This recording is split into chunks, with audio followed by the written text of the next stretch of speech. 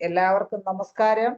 ഇന്ന് IFPHന്റെ തുടർന്നു വരുന്ന വെബ് പരമ്പരയുടെ 1749-ാം ദിവസം.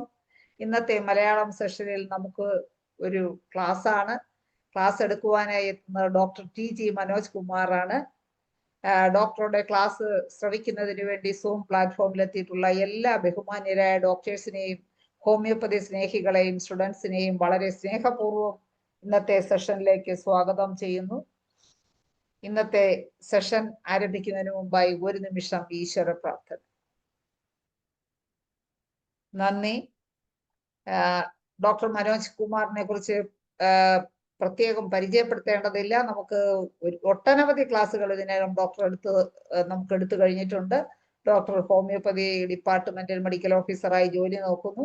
കൂടാതെ നമ്മുടെ അലൻസ് കീനോട്ടിന്റെ മലയാളം പരിവർത്തനം ചെയ്ത ബുക്കാക്കിയ ഡോക്ടർ കൂടിയാണ്. നമ്മളതെല്ലാം ക്ലാസ്സിലൂടെ നമ്മൾ കേട്ടതാണ്. ഇന്ന് ഡോക്ടർ നമുക്ക് എടുക്കുന്ന വിഷയം സ്ത്രീ രോഗങ്ങളും ഹോമിയോപ്പതിയും. കുറച്ച് സ്ത്രീകളെങ്കിലും നമ്മൾക്ക് വരുന്ന രോഗങ്ങൾ ശ്രദ്ധിക്കപ്പെടാതെയും അല്ലെങ്കിൽ അത്ര അതിന് പ്രാധാന്യം കൊടുക്കാതെയൊക്കെ ഇരിക്കുന്ന അവസ്ഥയുണ്ട്. ഡോക്ടർ ഇന്നത്തെ ക്ലാസ് അത് എല്ലാവർക്കും നല്ല രീതിയിൽ പ്രയോജനം ചെയ്യും എന്ന് പ്രതീക്ഷിച്ചുകൊണ്ട് ഡോക്ടർ ഇന്നത്തെ ക്ലാസ് അന്തരിച്ച നമുക്കറിയാം കോഴിക്കോട് മെഡിക്കൽ കോളേജിൽ നിന്ന് റിട്ടയർ ചെയ്ത ഗീതാ ജോസിന് വേണ്ടി അർപ്പണം ചെയ്തുകൊണ്ടാണ് ഇന്നത്തെ ക്ലാസ് എടുക്കുന്നത്. ഡോക്ടർ മനോജ് കുമാറിനെ വളരെ സ്നേഹപൂർവ്വവും ആദരപൂർവ്വം ഇന്നത്തെ ക്ലാസ്സിലേക്ക് സ്വാഗതം ചെയ്യുന്നു. ഡോക്ടറെ ക്ലാസ് വിടാം. ബഹുമാനപ്പെട്ട എന്നെ പരിചയപ്പെടുത്തിയ ഡോക്ടർ ഷൈല, മറ്റ് കേൾവിക്കാരായ ഡോക്ടർമാരെ, ഹോമിയോപ്പതി സ്നേഹികളെ, കഴിഞ്ഞ ക്ലാസ്സിൽ സ്ത്രീരോഗങ്ങളെക്കുറിച്ച് ആണ് നമ്മൾ പറഞ്ഞു തുടങ്ങിയത്.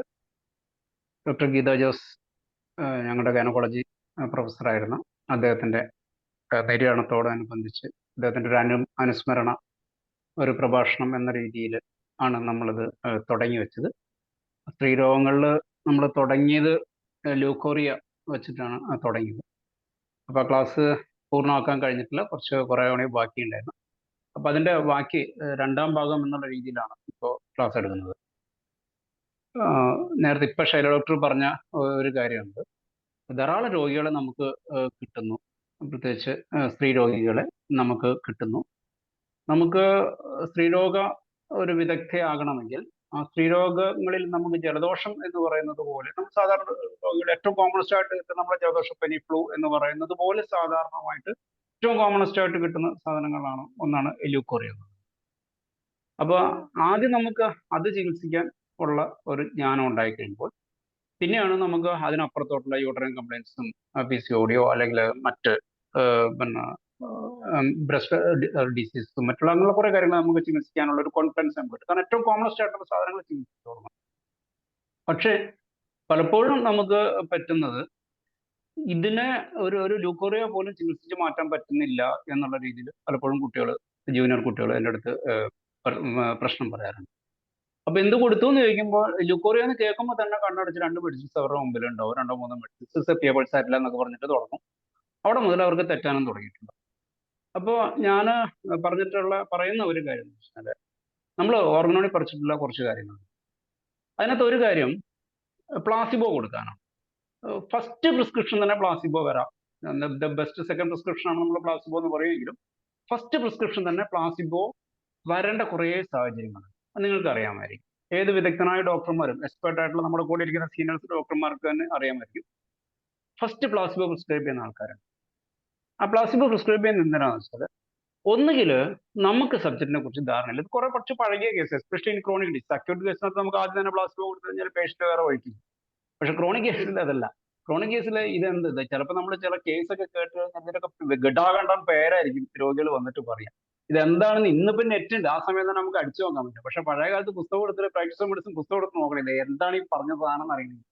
അപ്പൊ എന്ത് ചെയ്യും, ആദ്യമൊക്കെ അന്നത്തെ കാലത്ത് എങ്ങനെ ചെയ്തിരുന്നു, ആദ്യം അവർ പറഞ്ഞാൽ നെടുങ്കം പേരങ്ങ് എഴുതിയെടുക്കും. ഇത് എവിടെയോ കണ്ടിട്ടുള്ള ഒരു പരിചയം ഉണ്ടല്ലോ എന്ന് വിചാരിച്ചിട്ട് പിന്നെ ഈ പേഷ്യന്റ് തൽക്കാലം പ്ലാസ്റ്റിക്കോ എന്തെങ്കിലുമൊക്കെ കൊടുത്ത് വിടും, BTയും SL ഒക്കെ കൊടുത്ത് വിട്ടിട്ട് പിന്നെയാണ് വീട്ടിൽ ചെന്ന് ഈ പുസ്തകമെല്ലാം എടുത്ത് ആദ്യം പിന്നെ എന്താണ് സബ്ജക്ട് എന്താണെന്ന് പഠിച്ചു. കാരണം ആകെ പരീക്ഷയ്ക്ക് എഴുതാൻ വേണ്ടി പഠിച്ചിട്ടേ ഉണ്ടാവുക. പിന്നെ പുസ്തകം എടുത്തിട്ട് മെഡിസിൻ ഏതാണെന്ന് പഠിച്ച് ഈ പേഷ്യന്റ് അന്ന് ഞാൻ ചെയ്തിരുന്ന ഒരു രീതി എന്ന് വെച്ചാല്, അന്ന് നമ്മുടെ ഈ തെറാപ്യൂട്ടിക്സ് പുസ്തകങ്ങൾ അത്ര വ്യാപകമായിട്ട് അവൈലബിൾ ആയിരുന്നില്ല. അല്ലെങ്കിൽ എന്റെ പൈസ എന്റെ എന്താ പറയാ എനിക്ക് മേടിക്കാനുള്ള പൈസ ഉണ്ടായിരുന്നില്ല. അപ്പൊ ഞാൻ എന്ത് വെച്ചാല് അന്ന് കാണുന്ന പത്തോളജി മുഴുവൻ എടുത്ത് റെപ്പർട്ടൈസ് ചെയ്യും. അന്ന് ഇതുപോലെ റെപ്പർട്ടറി ഇല്ലല്ലോ, നമ്മൾ എഴുതി കൂട്ടി ഉണ്ടാക്കുന്ന റെപ്പർട്ടറി ആണല്ലോ. അപ്പൊ സിംറ്റംസ് കിട്ടി, ആ സിംറ്റംസ് മുഴുവൻ എടുത്ത് റെപ്പർട്ടൈസ് ചെയ്യും. എന്നിട്ട് എന്ത് ചെയ്യും, ആ പ്രാക്ടീസ് മെഡിസിന്റെ ടെസ്റ്റിന് മുകളിൽ തന്നെ ഏറ്റവും പ്രോമിനന്റ് ആയിട്ടുള്ള ആ ഒരു കണ്ടീഷന് പറ്റുന്ന ഒരു 10 റെമഡി അങ്ങ് എഴുതി വെക്കും. എന്നിട്ട് പിന്നെ പേഷ്യന്റ് വരുമ്പോൾ ഞാൻ ഇതിൽ നിന്ന് ആ പേഷ്യന്റ് ഇൻഡിക്കേഷൻ അനുസരിച്ച് സെലക്ട് ചെയ്യുക. അത് മിക്കവാറും അങ്ങ് ഏൽക്കുകയും ചെയ്യും. ഇങ്ങനെയൊക്കെയാണ് അന്നത്തെ കാലത്ത് പഠിച്ചുകൊണ്ടിരുന്നത്. ഇപ്പൊ പിള്ളേർക്ക് അതിന്റെ ഒന്നും ആവശ്യമില്ല. ഇപ്പൊ തന്നെ അവർ ഗൂഗിൾ ചെയ്ത് ഏതാണ് കണ്ടീഷൻസ് എന്നുള്ളത് നമുക്ക് മനസ്സിലാവുകയും ചെയ്യും. ഞാൻ ഇപ്പോഴും അത് ചെയ്യാറുണ്ട്. കാരണം പല കേസുകളും ലോകത്തിലുള്ള എല്ലാ പേരുകളൊന്നും നമുക്ക് ഓർത്തിരിക്കാൻ പറ്റില്ല. നമ്മളെല്ലാം കേട്ടിട്ടുണ്ടാവുന്നു മാത്രം. അതുപോലെ പുതിയ രോഗങ്ങൾക്ക് നോമൻക്ലേച്ചേഴ്സ് വരുന്നുണ്ട്. അപ്പൊ അതിനനുസരിച്ച് നമ്മൾ പഠിക്കുന്നു. അപ്പോ ഒരു ഡോക്ടർ ഫസ്റ്റ് പ്ലാസിബോ കൊടുക്കുന്ന കേസിനകത്ത് രണ്ടുമൂന്ന് കാര്യങ്ങളുണ്ട്. ഒന്ന് നമ്മൾ പഠിച്ചത് എങ്ങനെയാണെന്ന് വെച്ചാൽ, ഡോക്ടർക്ക് ഒരു ക്രോണിക് കേസിനകത്ത് ആ മരുന്നിനെ കുറിച്ചോ അല്ലെങ്കിൽ ആപ്റ്റ് ആയിട്ടുള്ള മെഡിസിൻ നമുക്ക് കിട്ടിയിട്ടില്ല. അതൊരു കണ്ടീഷൻ. രണ്ട്, രോഗത്തെക്കുറിച്ച് നമുക്ക് വലിയ ധാരണ കിട്ടിയിട്ടില്ല. ചിലപ്പോൾ ഈ പേഷ്യന്റ് ഭയങ്കര വേഗമായിട്ട് പറയും. പലപ്പോഴും ചില രോഗികൾ പറയുന്നത് എനിക്കറിയില്ലേ, രോഗത്തിന്റെ പേര് പോലും പറയില്ല. സാറേ ഞാൻ അംലോഡിപ്പിൻ 50 ആണ് കഴിച്ചുകൊണ്ടിരിക്കുന്നതെന്നാ പറയാ. നമ്മൾ കണ്ടുപിടിച്ചോണം ഇത് അംലോഡിപ്പിൻ എന്തിനാണ് കഴിക്കുന്നതെന്ന്. അപ്പൊ ഇവരുടെ വിചാരം ഇത് നമുക്കെല്ലാം ഇതിനെ കുറിച്ച് വലിയ ധാരണയിട്ടുണ്ട്. ഇവര് പറയുന്ന ഇംഗ്ലീഷ് മരുന്നിന്റെ പേരിട്ടിട്ട് നമ്മൾ നോക്കണം, ഓ ഇത് പ്രഷറിനുള്ള മരുന്നായിരുന്നല്ലേ.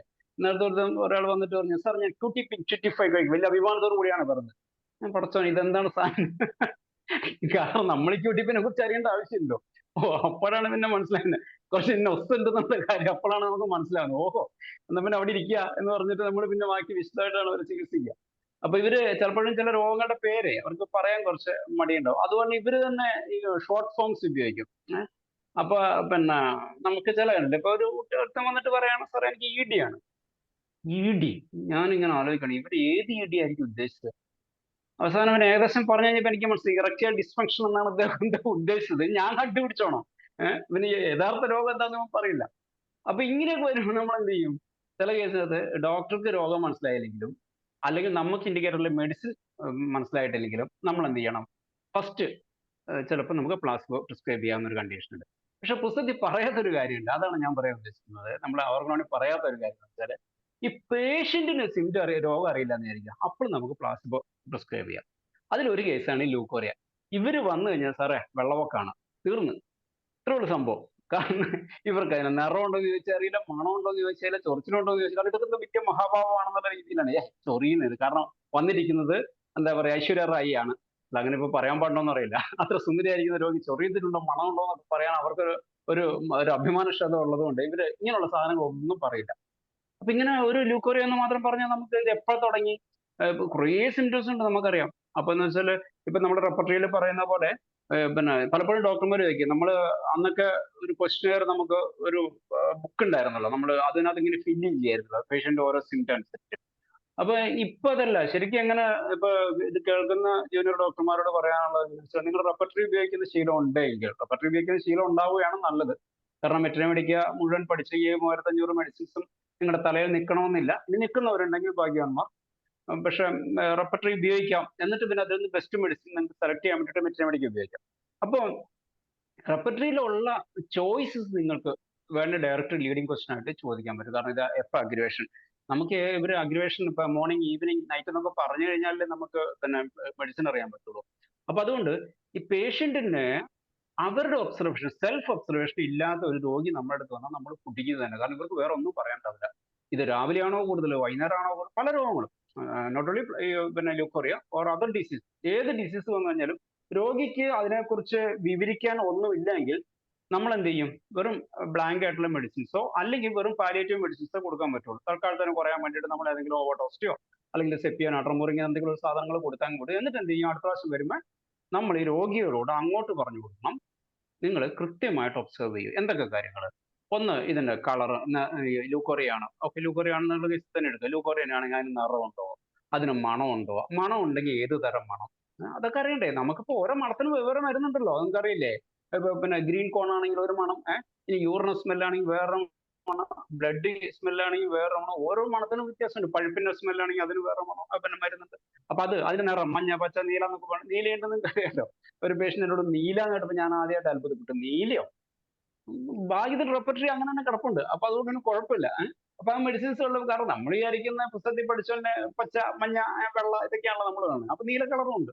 അപ്പൊ അതൊക്കെ ഞാൻ പോകുന്ന വഴിക്ക് പറഞ്ഞുതരാം. നിങ്ങൾ റയർലി ഒറ്റ ഒരു കേസാണ് അങ്ങനെ കിട്ടിയിരിക്കുന്നത്. പക്ഷെ നീല എന്ന് പറഞ്ഞിട്ട് എനിക്ക് അങ്ങോട്ട് വിശ്വാസം വരുന്നുണ്ടായിരുന്നില്ല. പിന്നെ അവര് നീല എന്ന് ഉറപ്പിച്ച് പറഞ്ഞാൽ പിന്നെ അതിൽ കൂടുതൽ നമ്മൾ അവിശ്വസിക്കേണ്ട കാര്യമില്ല. പിന്നെ ഞാനൊരു നീല കാണിച്ചു, ഇതിന്റെ ഏതാണ് നീല എന്ന് ചോദിച്ചപ്പോൾ ഒരു നീല തന്നെ കാണിച്ചു തന്നത്. കാരണം ഇവർക്ക് വേറെ കളർ ബ്ലൈൻഡ്നെസ് ഉള്ള ആളാണ്, വേറെ ഏതെങ്കിലും കളറാണ് നീല എന്ന് പറയുന്നത് നമുക്ക് അറിയാൻ പറ്റുമല്ലോ. അപ്പോ ഈ രോഗി സ്വന്തമായിട്ട് ഒബ്സർവ് ചെയ്യാനുള്ള ശേഷി കുറവുള്ള രോഗി, ഒബ്സർവ് ചെയ്തിട്ടേ ഇല്ലാത്ത അത് ഏത് കംപ്ലൈന്റ് വന്നു കഴിഞ്ഞാലും രോഗിക്ക് വൺ സൈഡ് സിംറ്റം പോലെ ഒറ്റ തലവേദന മാത്രമേ ഉള്ളൂ, അതിന്റെ മൊഡാലിറ്റീസ് ഇല്ല, നമ്മൾ എങ്ങനെ പ്രിസ്ക്രൈബ് ചെയ്യും? അപ്പൊ നമ്മൾ എന്ത് ചെയ്യും? വെറും പാലിയേറ്റീവ് മെഡിസിൻസേ കൊടുക്കാൻ പറ്റുള്ളൂ.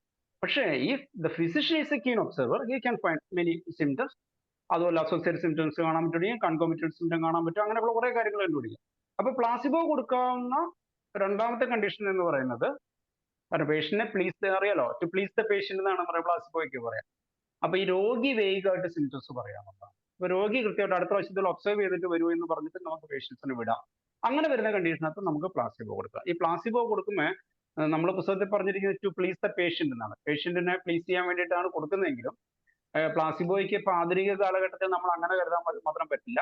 ഡോക്ടർക്ക് പ്ലീസ് ചെയ്യാനും കൂടിയാണ് നമ്മൾ കണക്കാക്കേണ്ടിയിട്ടുണ്ടാവും. കാരണം എന്ന് വെച്ചാൽ ഡോക്ടർക്ക് പിറ്റേ പ്രാവശ്യം പൈസ കിട്ടണമെങ്കിൽ പല ഉപരികളും പ്ലാസിബോ ഉപയോഗിക്കുന്നില്ല. അവരെന്തിനാണ് പേഷ്യന്റിനെ പ്ലീസ് ചെയ്യാനും വേണ്ടിയിട്ട് മാത്രമാണോ? അവർ ടോണിക്സും വൈറ്റമിൻസും ഒക്കെ കൊടുക്കുന്നത് അവർക്ക് പ്ലീസിങ്ങിനോട് വേണ്ടിയാണ്, അവരുടെ എക്കണോമിക്സ് ഒരു പ്ലഷർ കിട്ടാൻ വേണ്ടിയിട്ടല്ലേ. അപ്പൊ അതുകൊണ്ട് ചില കേസിനകത്ത് ഈ പ്ലാസിബോ എന്ന് പറയുന്നത് both for doctor and to the patient ആണ് എന്നുള്ള കാര്യം നമ്മൾ ഓർക്കുക. അപ്പൊ ഇതിനകത്ത് ഒരു നമ്മൾ പലപ്പോഴും വലിയ ക്ലാസിക്കൽ പ്രിസ്ക്രൈബേഴ്സ് അല്ലെങ്കിൽ നമ്മൾ ഇവിടെ ക്ലാസ് എടുക്കാറുണ്ട്. അപ്പൊ ക്ലാസിക്കൽ പ്രിസ്ക്രൈബേഴ്സ് എല്ലാം പറയുന്നത് ക്ലാസിക്കൽ ഹോമിയോപ്പത്സ് ആണെന്ന് പറയുന്നവർ എല്ലാവരും പറയാറുണ്ട് ടോട്ടാലിറ്റി എടുത്ത് കൃത്യം ഇൻഡിവിജ്വാലിറ്റി കണ്ടുപിടിച്ച് ഒരു മെഡിസിൻസ് കൊടുക്കണം. Okay, I agree. പക്ഷേ ശരിക്കും ഹോമിയോപ്പതിയിൽ നിങ്ങളൊന്നൊരു ഒബ്സർവ് ശ്രദ്ധിച്ചു നോക്കുക, ഒരൊറ്റ സിംറ്റം നമുക്ക് ഡീറ്റെയിൽ ആയിട്ടാണ്, അതാണ് പിന്നെ ബോണിവാസനൊക്കെ പറഞ്ഞത്, സെൻസേഷൻ ലൊക്കേഷൻ മൊഡാലിറ്റി അടക്കമുള്ള ഡീറ്റെയിൽ ആയിട്ട് നിങ്ങൾക്ക് കേസ് എടുക്കാൻ പറ്റുമെങ്കിൽ ഒരൊറ്റ കണ്ടീഷൻ മാത്രം എടുത്ത ചില പേഷ്യന്റ് ഇൻഡിവിജ്വാലിറ്റി നിങ്ങൾ അതിൽ എക്സ്പെർട്ട് ആയാലും മതിയെന്നേ. നമുക്കിപ്പോ ടോട്ടാലിറ്റി മൊത്തം എടുത്തൊരു ശരീരത്തിന്റെ, അവൻ ജനിച്ചപ്പോൾ മുതൽ അവന്റെ അപ്പൂപ്പന്റെ കാലം മുതൽ ഇവൻ ഇന്ന് വരെയുള്ള അവന്റെ രോഗങ്ങളും അവന്റെ കാലങ്ങളും അവന്റെ മുടി മുതൽ കാല് വരെയുള്ള മുഴുവൻ രോഗലക്ഷണങ്ങൾ എടുത്ത് പിന്നെ കാച്ചിക്കുറുകി മണിക്കൂറുകൾ ഇരുന്നിട്ട് നിങ്ങൾക്ക് ടോട്ടാലിറ്റി കണ്ടുപിടിക്കാം. പക്ഷേ ഒറ്റ ഡിസീസും കൊണ്ടും ഒറ്റ സിംറ്റം കൊണ്ടും മാത്രം അതിന്റെ എലാബറേറ്റ് ചെയ്താലും ടോട്ടാലിറ്റി കിട്ടും. ഞാൻ മുമ്പ് കഴിഞ്ഞ ക്ലാസ്സിൽ പറഞ്ഞ അതേ ഒരു കാര്യം തന്നെ ഉള്ളൂ. ഒരു ഒരു ആനയാണ് എന്ന് പറഞ്ഞ് ഫലിപ്പിക്കണമെങ്കിൽ കറുപ്പ് നിറമുണ്ട്, പിന്നെ ചെവിയുണ്ട്, തുമ്പിക്കൈയുണ്ട്, കൊമ്പുണ്ട്, ഇങ്ങനെ നാല് ഇത്രയും വണ്ണമുണ്ട് എന്നൊക്കെ പറഞ്ഞിട്ട് നമുക്കൊരു ആനയെ ഡിസ്ക്രൈബ് ചെയ്യാം. പക്ഷെ അതേസമയം ഒറ്റ സാധനം തുമ്പിക്കൈയുണ്ട് എന്ന് പറഞ്ഞാൽ ഒറ്റ വാക്കുകൊണ്ട് നമുക്ക് ആനയാണെന്ന് മനസ്സിലാവും.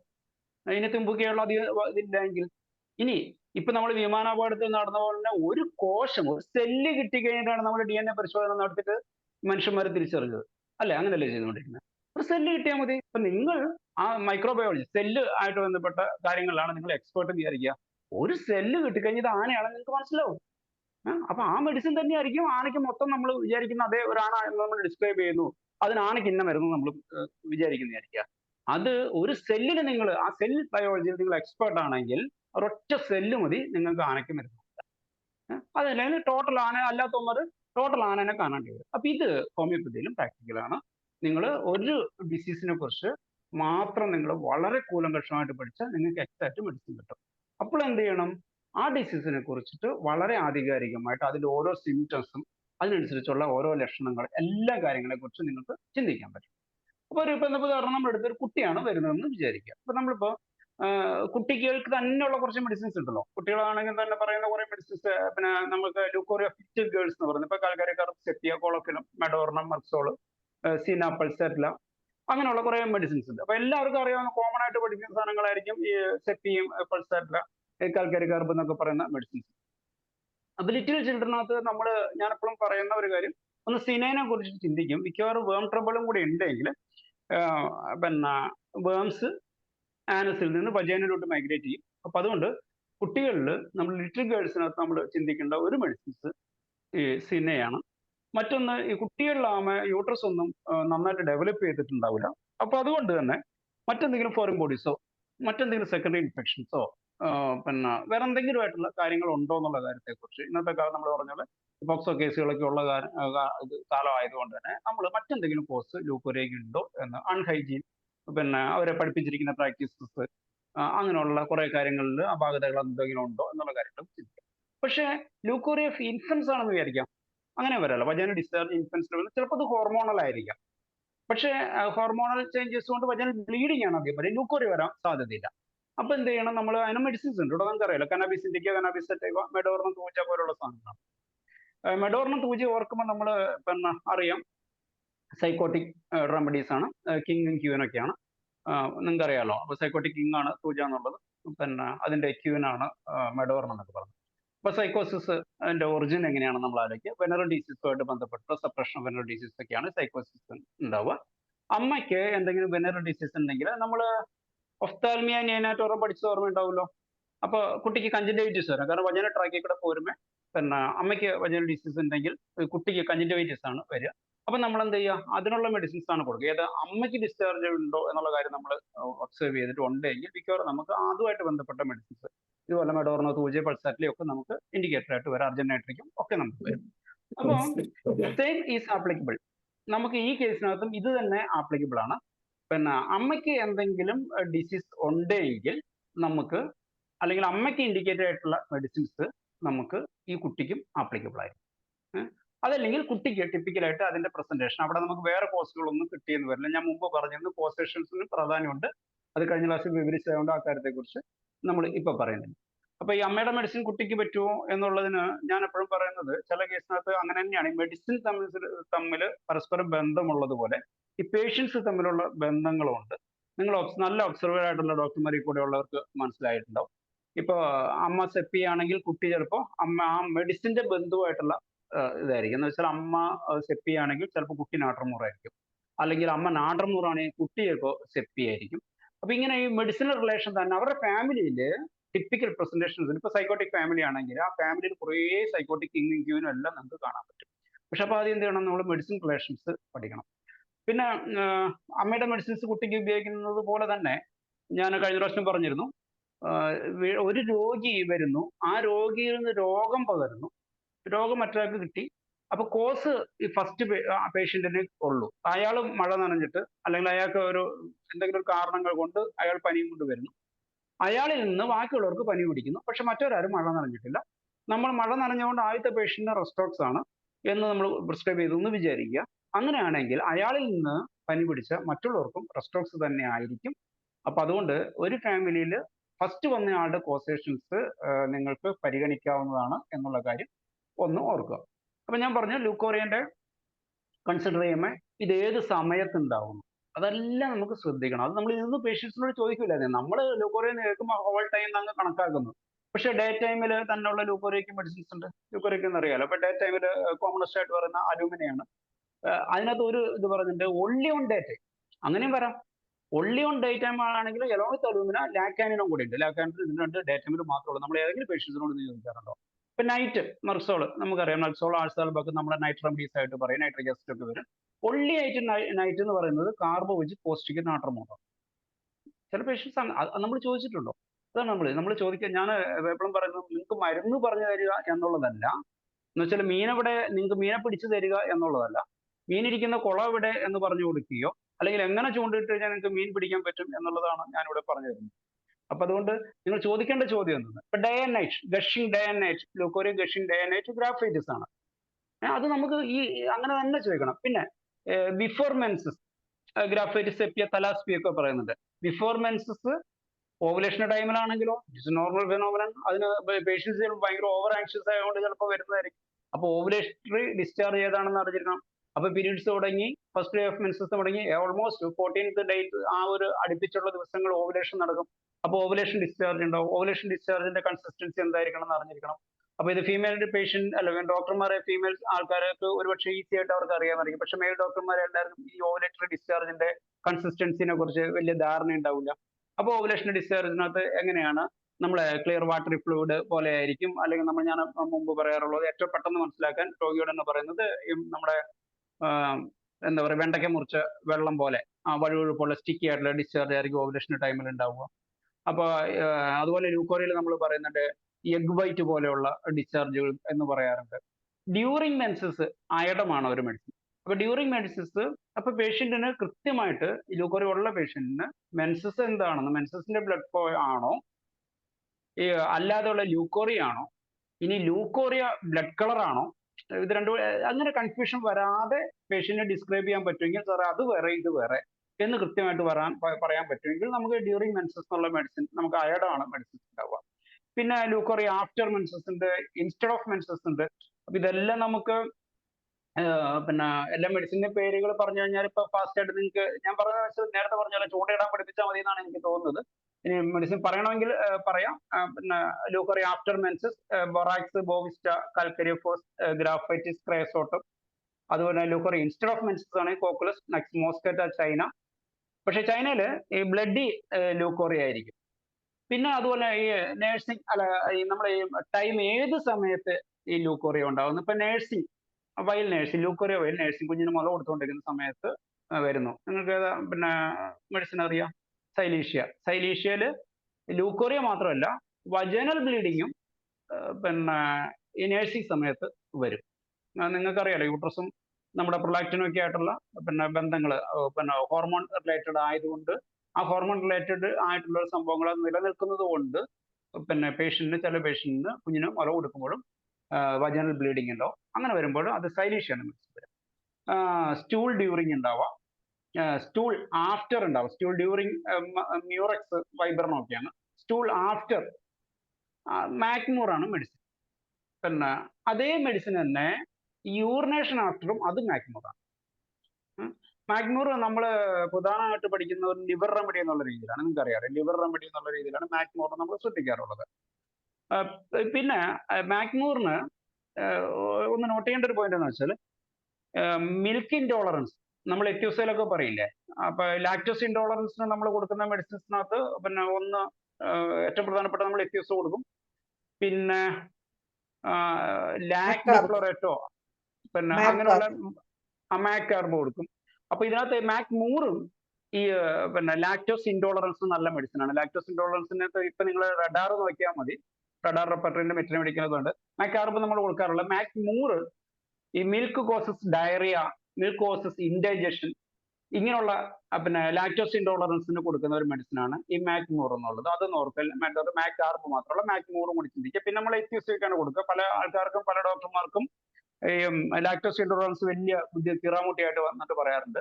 ഒരു കിറാമുട്ടിയില്ല, അലോപ്പതിക്കാർക്ക് വലിയ കഷ്ടപ്പാടാണ്. പക്ഷെ ഹോമിയോപ്പതിക്കാരെ കുറിച്ച് മനസ്സിലാക്കുക, നിങ്ങൾക്ക് കാൽക്കരി കാർബും മാക്മൂർ, മാക്കാർബ്, എത്യൂസ് ഇങ്ങനെയുള്ള സാധനങ്ങളൊക്കെ കൊടുത്ത് നമുക്ക് ഈസി ആയിട്ട്, പിന്നെ ലാക്രബ്ഡീസ് പിന്നെ ഒക്കെ കൊടുത്തു കഴിഞ്ഞാൽ നമുക്ക് ഈസി ആയിട്ട് മാനേജ് ചെയ്യാൻ പറ്റും.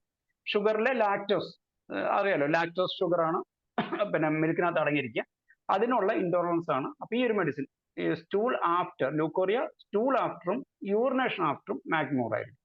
പിന്നെ മെനോപ്പസ് ആയിട്ടും ചിലരിൽ ലൂക്കോറിയ ഉണ്ടോ, അങ്ങനെ പേഷ്യൻസ് വന്നിട്ടുണ്ട്.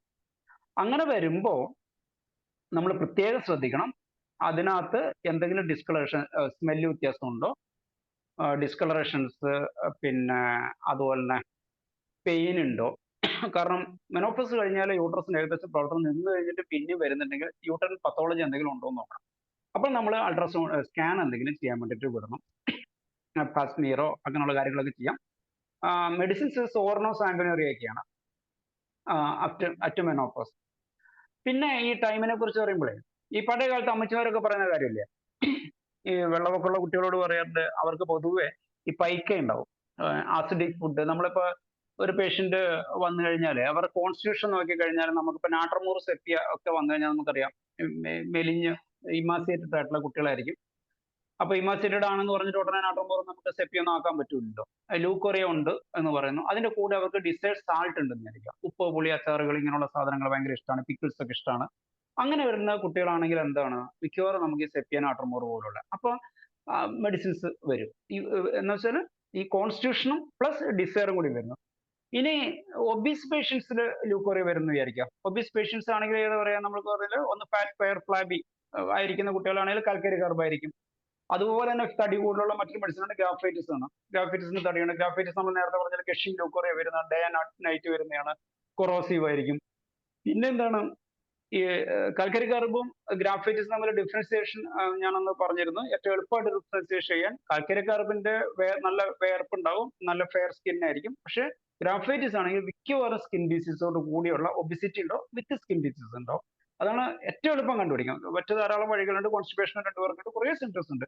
മറ്റേ കാൽക്കരി കാർബനെ പോലെ വേർക്കില്ല, അങ്ങനെയൊക്കെ കമ്പാരിസൺ കൊണ്ട്. പക്ഷെ ഒറ്റ നോളത്തിൽ തിരിച്ചറിയാൻ എളുപ്പ വഴി ഇവരുടെ സ്കിന്ന് നോക്കിക്കഴിഞ്ഞാൽ. അപ്പൊ ഈ ആസിഡ് ഫുഡ് കൊണ്ട് ഈ ലൂക്കോറിയ കൂടുന്നുണ്ടെന്ന് വിചാരിക്കാം. അങ്ങനെ തന്നെ പറഞ്ഞിട്ടുള്ള മെഡിസിൻ പിന്നെ കെന്റ് റെപ്പർട്ടറിയിൽ സൈലീഷ്യാണ്. അപ്പൊ അതുകൊണ്ട് അങ്ങനെയുള്ള ഒരു സിംറ്റംസിനെ കുറിച്ച്. അപ്പൊ നമ്മൾ പറഞ്ഞാൽ ടൈം, അതിന്റെ ഏത് ടൈമിലാണ് ഇത് കൂടുന്നതെന്ന് ചോദിക്കണം. പല ഡോക്ടർമാർ ഈ കാര്യം ചോദിക്കാറില്ല എന്നുള്ള കാര്യം നമ്മൾ ഓർപ്പിക്കണം. പിന്നെ ക്വാണ്ടിറ്റി നമ്മൾ എത്ര പേര് ചോദിക്കാറുണ്ട്? ക്വാണ്ടിറ്റിയിൽ മെഡിസിൻ ഉണ്ടല്ലോ ശരിക്കും, കോപ്പിയസ് ആയിട്ട് ധാരാളം.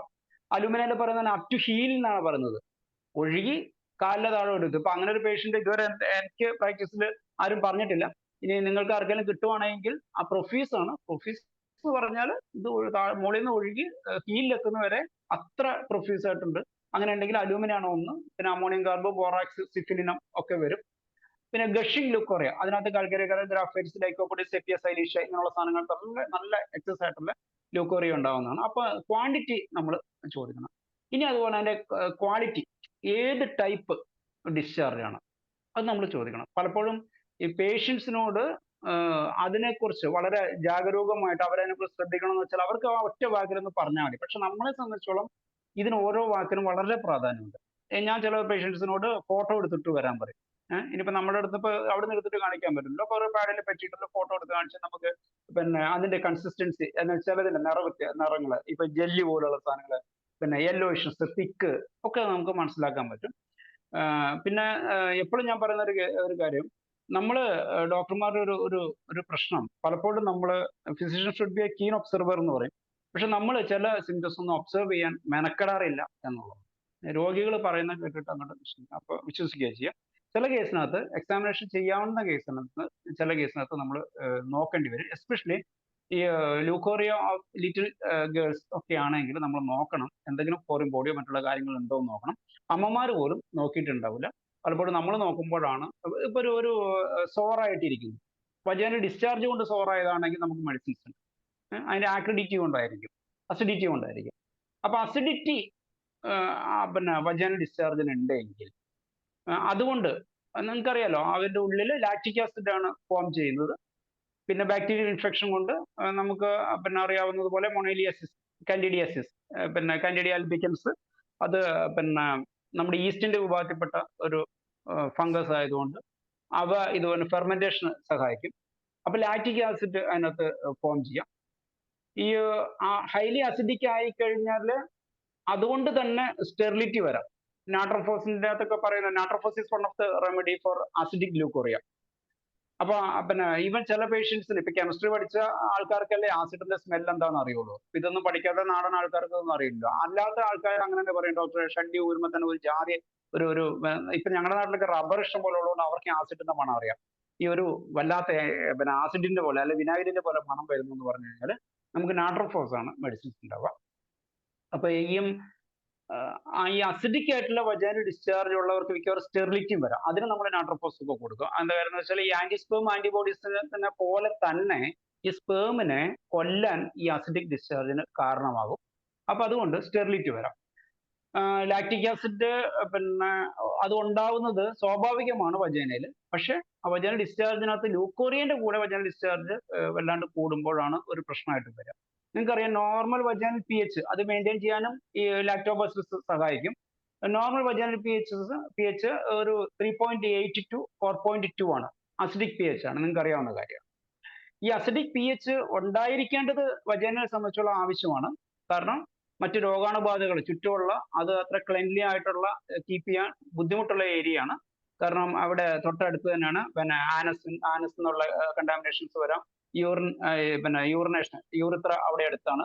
അപ്പൊ ഇതിന് നടുക്കാണ് നമ്മുടെ ഈ വജൈനൽ ഓറിഫൈസ് ഉള്ളത്. ഞാൻ എപ്പോഴും പറയാറുള്ള ഒരു കാര്യം തന്നെയാണ്, വലിയൊരു ആപ്തവാക്യം പോലെ ചിന്തിക്കാവുന്ന ആണ്. നമ്മുടെ ഗർഭപാത്രം സ്ഥിതി ചെയ്യുന്നത് എത്ര സ്ഥലങ്ങളുണ്ട് ശരീരത്തിൽ വേറെ ഉണ്ടായിരുന്നു, എന്നിട്ട് ഫിറ്റാക്കി ഇരിക്കുന്നത് മലത്തിനും മൂത്രത്തിനും നടുക്കാണെന്നുള്ളതാണ്. അല്ല, മുമ്പില് മൂത്രാശയം, പിന്നിൽ മലാശയം. മലത്തിന്റെയും മൂത്രത്തിന്റെയും ചൂടിന് ഇടയ്ക്കാണ് ഈ ഗർഭപാത്രം ഉണ്ടാവുക. അപ്പോൾ നമ്മൾ പറയും നമ്മൾ വലിയ പിന്നെ മനുഷ്യകുലം ഭയങ്കര ഉന്നത കുലമാണെന്നൊക്കെ നമ്മൾ പറഞ്ഞു. ഞാൻ കിടന്ന് വളർന്നത് എവിടെയാണ്? ജനിച്ച് വളർന്നത് ഈ മലത്തിന്റെയും മൂത്രത്തിന്റെയും ഇടയ്ക്ക് കിടന്ന് വളർന്ന നമ്മളാണ്. ഇത് പുറത്തു വന്നിരുന്ന ദ്വാരമാണല്ലോ മലദ്വാരത്തിനും മൂത്രദ്വാരത്തിനും ഇടയിലുള്ള ദ്വാരത്തിലൂടെ പുറത്തു വന്നവരാണ്. അപ്പോൾ നമ്മൾ വലിയ മഹത്വം ഒന്നും പറയുന്നതിൽ വലിയ അർത്ഥമൊന്നും ഇല്ല എന്ന് പറയാറുണ്ട്. അപ്പോൾ ഈ വജനൽ പി എച്ച് ഈ അസിഡിക് പി എച്ച് ആണ്. അസിഡിക് പി എച്ചിന് നേരത്തെ പറഞ്ഞ പോലെ കണ്ടാമിനേഷൻസ് കുറയ്ക്കാൻ വേണ്ടിയിട്ടായിരിക്കാം ഈ അസിഡിക് പി എച്ച് ഉണ്ടാവുക. പക്ഷെ ഒരു ഫെർട്ടിലിറ്റിയുടെ കേസിനകത്ത് നമ്മുടെ ശരീരം ഒരു അത്ഭുത പ്രതിഭാസമാണെന്ന് നിങ്ങൾക്കറിയാം. ഓവുലേഷൻ ടൈം ആകുമ്പോഴേക്കും ഈ സെർവിക്കൽ മ്യൂക്കസിന്റെ പി എച്ച് ഈ 3.8 അല്ലെങ്കിൽ 4.2 എന്ന് പതുക്കെ ഇൻക്രീസ് ചെയ്ത് വരും. എന്നിട്ട് ഈ ഓവുലേഷൻ പീരീഡ് ആകുമ്പോഴേക്കും ഇത് വാട്ടറിന്റെ പി എച്ച് 7 ആണെന്ന് അറിയാലോ. ഇത് 7 കടന്ന് ആൽക്കലൈൻ പി എച്ച് ആവും. ആൽക്കലൈൻ പി എച്ച് ആകും. എന്നാലേ ആ വഴുവഴുപ്പുള്ളത് ആൽക്കലൈനേറ്റിന്റെ ക്ഷാര സ്വഭാവത്തിന്റെ ഒരു നേച്ചറായിട്ട്, ക്ഷാരങ്ങളും നമ്മൾ ആസിഡ്സും പഠിച്ചിട്ടുണ്ടോ പണ്ട്, അമ്ലങ്ങളും ക്ഷാരങ്ങളും എന്ന് പറഞ്ഞിട്ട്. അപ്പൊ അമ്ലങ്ങളുടെ ചില പ്രോപ്പർട്ടീസ് ഉണ്ട്, ക്ഷാരങ്ങളുടെ പ്രോപ്പർട്ടീസിൽ ഒന്നാണ് ഈ വഴുവഴുപ്പ്. സോപ്പ് ക്ഷാരമാണല്ലോ, അപ്പൊ വഴുവഴുപ്പ് എന്നുള്ളത്. അപ്പൊ വജനൽ പി എച്ച് ആൽക്കലൈൻ ആവും. ഈ നമ്മളൊരു ഇന്റർകോഴ്സ് നടക്കുമ്പോൾ പോലും അതിന്റെ നോർമൽ ആയിട്ട് അതിന്റെ ആ ബീജങ്ങൾക്ക് തകരാറ് വരാതിരിക്കാൻ വേണ്ടിയിട്ട് തന്നെ ഈ അസിഡിക് പി എച്ചിനെ ഓവർകം ചെയ്യാൻ വേണ്ടിയിട്ടാണ് നമ്മൾ ഫോർപ്ലേ ഒക്കെ കഴിയും ആ ഒരു സമയമാകുമ്പോൾ വജനൽ പി എച്ച്, വജനൽ ഡിസ്ചാർജ് ഉണ്ടാവും, സെർവിക്കൽ ഡിസ്ചാർജ്, വജനൽ ഡിസ്ചാർജ് ഉണ്ടായിട്ട് അതിന്റെ വഴുവഴുപ്പ് കൂട്ടുന്നത് ഈ ആൽക്കലൈൻ പി എച്ച്, അതിനുള്ള വജനലുള്ള അസിഡിക് പി എച്ച് ക്യാൻസൽ ചെയ്യാൻ വേണ്ടിയിട്ടാണ് ആ സ്രവങ്ങൾ ആൽക്കലൈൻ പി എച്ച് ഉള്ള സ്രവം ഉണ്ടായിട്ട് വജനന്റെ പി എച്ച് ആൽക്കലൈനോ അല്ലെങ്കിൽ ന്യൂട്രൽ പി എച്ച് ആവുന്നു. അതുപോലെ തന്നെ സെമന്റെ പി എച്ച് നിങ്ങൾക്കറിയാം. സെമന്റെ പി എച്ച് നിങ്ങൾ നോക്കിയിട്ടുണ്ടെങ്കിൽ 7.2 to 8 ആണ്. അത് ആൽക്കലൈൻ പി എച്ച് ആണ്. 7 ആണ് വാട്ടറിന്റെ പി എച്ച് എന്ന് അറിയാലോ. അപ്പൊ ഇതൊക്കെ ഈ വജനൽ അസിഡിറ്റിക്ക് നോർമൽ ആണ്, ആവശ്യവുമാണ്. വജനയ്ക്ക് അസിഡിറ്റി ഉണ്ടാവുക, പുളിപ്പുണ്ടാവുക എന്നുള്ളത് സാധാരണമാണ്. പക്ഷെ അതിന്റെ ആ അസിഡിറ്റി വല്ലാണ്ട് കൂടിക്കഴിഞ്ഞാൽ അത് പ്രശ്നം ഉണ്ടാക്കുകയും ഈവൻ പിന്നെ ഇന്റർകോഴ്സിന് ശേഷം ഇച്ചിങ്, നമ്മൾ പെനയിൽ ഇച്ചിങ് വരുന്നതായിരിക്കാം. ലൂക്കോറിയ ഉണ്ട് എങ്കിൽ മിക്കവാറും നമ്മൾ ഭർത്താവിനും കൊടുക്കേണ്ടത് ഈ നാട്രോഫോസ് ആയിരിക്കും. കാരണം ആസിഡിക് പി എച്ച് കൊണ്ട് വന്ന ഒരു കോസേഷൻ ആയിരിക്കാം ഇവിടെ വരുന്നുണ്ടാവുക. അങ്ങനെ വരുമ്പോൾ മെഡിസിൻസ് ഏതായിരിക്കും വരിക? നമ്മൾ അസിഡിക് പി എച്ചിന് പിന്നെ ആയതുകൊണ്ട് നമുക്ക് ചിന്തിക്കാവുന്ന മെഡിസിൻസിനകത്ത് നേരത്തെ പറഞ്ഞ നാട്രോഫോസിന്റെ കൂടെ ഈ ലാക്റ്റിക് ആസിഡ് നമുക്ക് ചിന്തിക്കാവുന്ന ഒരു മെഡിസിൻ ആണ്. 2, ഇതിന് വാഷിങ്ങിന് അലോപ്പതിയിൽ പറയുന്ന ഒരു രീതി എന്ന് വെച്ചാൽ അത് ഒരു രീതിയാണ്. പെട്ടെന്ന് നമുക്ക് കുറയ്ക്കാൻ വേണ്ടിയിട്ട് നമ്മൾ ആന്റിപ്പതി ചെയ്യാറുണ്ടല്ലോ. ആന്റിപ്പതി എന്ന് വെച്ചാൽ ബേക്കിംഗ് സോഡ, സോഡിയം ബൈകാർബണേറ്റ്, പിന്നെ ബേക്കിംഗ് സോഡ ഡൈല്യൂട്ട് ചെയ്തിട്ട് അതുകൊണ്ട് വാഷ് ചെയ്യുക എന്നുള്ളതാണ് ഒരു വഴി, സോഡിയം ബൈകാർബണേറ്റ്. അപ്പോൾ നമ്മുടെ നാട്രം ബൈകാർബ് അത് തന്നെ. പിന്നെ സോഡിയം ക്ലോറൈഡ്, ഉപ്പുവെള്ളം കൊണ്ട് സാധാരണ എല്ലാവരും കഴുകാറുണ്ട്. അതിനകത്ത് ഈ ആൽക്കലൈനിറ്റി അസിഡിറ്റി കുറയ്ക്കാനൊന്നും പറ്റില്ല, പക്ഷെ ഒരു രോഗാണുക്കളുടെ വളർച്ച കുറയ്ക്കാൻ, എസ്പെഷ്യലി നൈറ്റിൽ വാഷ് ചെയ്ത് കഴിഞ്ഞാൽ ഒരു സാധ്യതയുണ്ട്. പക്ഷെ ഹോമിയോപ്പതിയിൽ നമ്മൾ പറയുന്നത്, ഹോമിയോപ്പതിക് എന്ന് പറഞ്ഞാൽ നിങ്ങൾക്ക് അറിയാലോ, സിമിലിയ പ്രിൻസിപ്പിൾ അനുസരിച്ചാണെങ്കിൽ നമ്മൾ ചിന്തിക്കേണ്ട മെഡിസിൻസ് ഏതാണ്? അവിടെ ഉണ്ടാകുന്ന അസിഡിക് ആയിട്ടുള്ള സെക്രീഷൻ ആണ്. സോ ഒരു വഴി എന്ന് പറഞ്ഞാൽ wash with diluted acetic acid. Acetic acid നമ്മുടെ വിനാഗിരിയിൽ അടങ്ങിയിട്ടുള്ള acetic acid, dilute acetic acid ആണ്, ജസ്റ്റ് ഒരു പുളിപ്പ് മാത്രം വരുന്ന രീതിയിൽ. മറ്റൊന്ന് പഴയ അതൊരു ട്രഡീഷണൽ വഴിയുണ്ട്, അത് നമ്മുടെ ബട്ടർ മിൽക്ക്, മോരും വെള്ളം കൊണ്ട് കഴുകുക എന്നുള്ളതാണ്. മോരും വെള്ളത്തിനകത്ത് എന്തുകൊണ്ടാണ്? ലാക്റ്റിക് ആസിഡ് ആണ് അതിന്റെ ഉള്ളിലുണ്ടാവുന്നത്, നമ്മുടെ മോരിനകത്ത് ഉണ്ടാവുന്നു ലാക്റ്റിക് ആസിഡ് തന്നെയാണ്. അപ്പൊ അത് നിങ്ങൾ ഉപയോഗിച്ച് നോക്കില്ല. ഹോമിയോപ്പതി ഒരു വേ എന്ന് പറഞ്ഞാൽ ടിപ്പിക്കൽ ഹോമിയോപ്പതിക് എക്സ്റ്റേണൽ ആപ്ലിക്കേഷൻസിനും കൊടുത്താൽ കേസ് മാറ്റാൻ എളുപ്പമാണ്.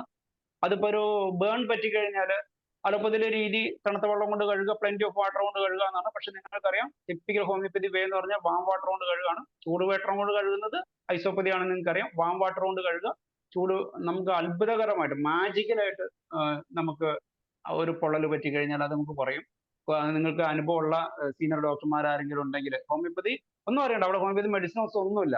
നമ്മൾ ആ ഹോമിയോപ്പതി പ്രിൻസിപ്പിൾ, നമ്മൾ ചൂടുവെള്ളം കൊണ്ട് പൊള്ളി ഉടനെ നമ്മൾ വാം വാട്ടർ കൊണ്ട് കഴുകും. ഇതേ പ്രിൻസിപ്പിൾ തന്നെയാണ് നമ്മളിപ്പോൾ സുഡാമിന, നമ്മുടെ വേർപ്പ് കുരു ഉണ്ടായിക്കഴിഞ്ഞാൽ ചൂട് കൊണ്ട് ഉണ്ടായതാണ്. അപ്പൊ ഞാൻ പറയുന്ന ഒരു രീതി, വെയിലത്ത് വെച്ച് വെള്ളം ചൂടാക്കുക, സൂര്യപ്രകാശം, സോൾ എന്ന് പറഞ്ഞ മെഡിസിൻ ഉണ്ടാകുന്ന പോലെ സൂര്യപ്രകാശം ഒരു ബക്കറ്റിനകത്ത് നമ്മൾ വെള്ളം വെച്ചിട്ട്, സ്റ്റീൽ ബക്കറ്റ് മതി, ആ സ്റ്റീൽ ബക്കറ്റിനകത്ത് വെള്ളം വെച്ചിട്ട് നല്ല ടെറസിന്റെ മുകളിൽ വെച്ചിട്ട് നല്ല ഉച്ചത്തെ ചൂട് മുഴുവൻ അങ്ങോട്ട് കൊള്ളിക്കുക. വേണമെങ്കിൽ നാട്രമൂറ്, നമ്മുടെ കല്ലുപ്പ്, natrum mur one of the best medicine for പിന്നെ സുഡാമിന. അപ്പൊ നാട്രമൂറ് ഒരു സ്പൂൺ കല്ലുപ്പും ഇട്ടിട്ട് ഒരു ബക്കറ്റ് വെള്ളം അങ്ങോട്ട് സൂര്യപ്രകാശം വെച്ചിട്ട് നല്ലോണം ചൂടാക്കുക. എന്നിട്ട് ആ ഇളം ചൂടോടുകൂടി നമ്മുടെ കുഞ്ഞിനെയോ അല്ലെങ്കിൽ നമുക്ക് കുളിക്കണം, നമ്മൾ കുളിക്കുകയും ചെയ്യുക. അപ്പൊ അത് ചൂട് കുരുക്ക് നല്ലൊരു മെഡിസിൻസ് ആണ്. ഞാൻ മുമ്പ് പറഞ്ഞ ക്ലാസ്സിൽ പറഞ്ഞിട്ടുണ്ട്, പക്ഷെ നിങ്ങൾ ആരെങ്കിലും ശ്രദ്ധിക്കാത്തുണ്ടെങ്കിൽ അത് ഒന്ന് ഓർത്ത് വെക്കാവുന്നതാണ്. പിന്നെ ആക്രിഡ് ഡിസ്ചാർജിനകത്ത് ആക്രിഡിറ്റി, ഈ അസിഡിറ്റി കൊണ്ട് തന്നെ അല്ലാതെ ചില മറ്റെന്തെങ്കിലും കാരണങ്ങളോടെ ആക്രിഡിറ്റി വന്നു കഴിഞ്ഞാലും അലൂമിന, ഗ്രാഫൈറ്റിസ്, ക്രേസോട്ട്, മെർക്സോൾ അങ്ങനെയുള്ള മെഡിസിൻസ് ഒക്കെയാണ് നമ്മൾ ഉപയോഗിക്കുക.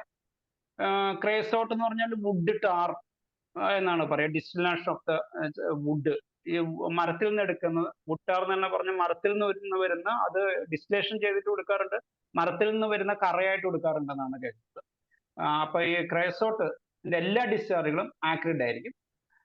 ഗ്രാഫൈറ്റിസിന്റെ ഡിസ്ചാർജ് നിങ്ങൾക്ക് അറിയാം, ആക്രിഡ് തന്നെയാണ്. മെർക്സോൾ, അലുമിനിയൊക്കെയാണ് എസ്കോറേറ്റിംഗ് ആയിട്ടുള്ള ഡിസ്ചാർജ്. പക്ഷെ നമ്മൾ ചോദിക്കണം എങ്ങനെയാണ് എസ്കോറേറ്റിംഗ് ആണെന്ന് നമ്മൾ അറിയാം. പേഷ്യന്റിന്റെ ആ ഏരിയ, ജെന്റൽ ഏരിയ മുഴുവൻ ഇച്ചിങ് കൊണ്ട്, ഈ വജൈനൽ ഡിസ്ചാർജ് പറ്റിയിട്ട് ഇച്ചിങ് വന്നിട്ട് സൊള്ളൻ ചെയ്തിരിക്കുക.